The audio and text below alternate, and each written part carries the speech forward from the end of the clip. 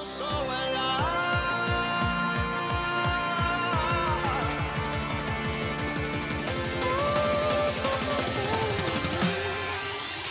going on, guys? We're here back a brand new video, and today I'll be previewing the F1 2015 Jerez testing.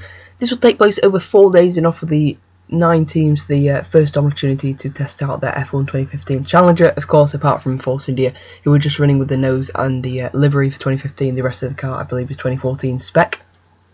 But for the rest of the 8 teams, of course, it'll be their first chance, and also first chance for Verstappen, Sainz and Nasr to get grips with a Formula 1 car. And certainly this one we'll also see Sebastian Vettel, of course, driving the Ferrari for the first time, kind of under the spotlight. He did a test, I think, before in at the Ferrari test track, but he did a bit of filming there. You can watch the video. You can find it on YouTube. This will be the first kind of proper time, a proper test. Of course, with McLaren Honda as well, it's their first proper test session since Abu Dhabi, of course, which did not go very well at all. I'm predicting a similar kind of result in this test session for them. I don't expect to see much laps from McLaren. We're going to see kind of the reliability scale. We've got just a few things to point out. Of course, Force India, like I mentioned, not running their 2015 car completely, or their engine, and I believe that's the same with Lotus as well, of course, switching to Mercedes power, although sadly they'll be running the 2014 Mercedes engine instead of the 2015. Williams, of course, and Mercedes, they'll be running the Mercedes engine, the 2015 spec, so we will see a bit of that. Renault and Ferrari, of course, will be hoping, but they will be getting an improved year, and hopefully this testing is going to reflect on that. Of course, on Friday we've got the Ferrari and the Sauber launching, so we'll have both of the Ferrari cars launching on the same day, possibly purposely. That might have been on purpose, I'm not quite sure, but let's run through then who's driving when on what day.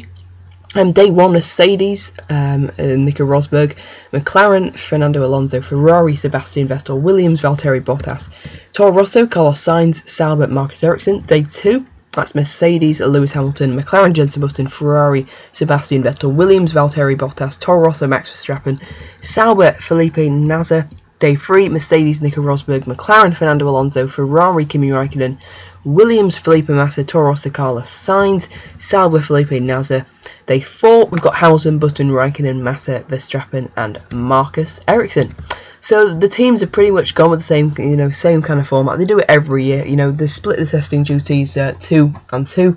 We probably won't see any test or reserve drivers until later on. If you remember rightly back to last year, Fernando Alonso, of course, missed the first test in Jerez, and or was it 2013? It was either 2013 or 2014. I believe it was 2014, and he handed the duties over to, I believe, was it Pedro de la Rosa? But we won't be seeing that this year, of course. Fernando Alonso needs all the time he can get with McLaren, of course, because Jenson Button's been there since 2010. So Alonso really needs to get experience with the team. He underestimated Hamilton in 2007, and I'm pretty sure he's not going to make the same mistake with Button. Of course, a formidable opponent, and that is certainly going to be an interesting battle. We'll see Verstappen, of course, for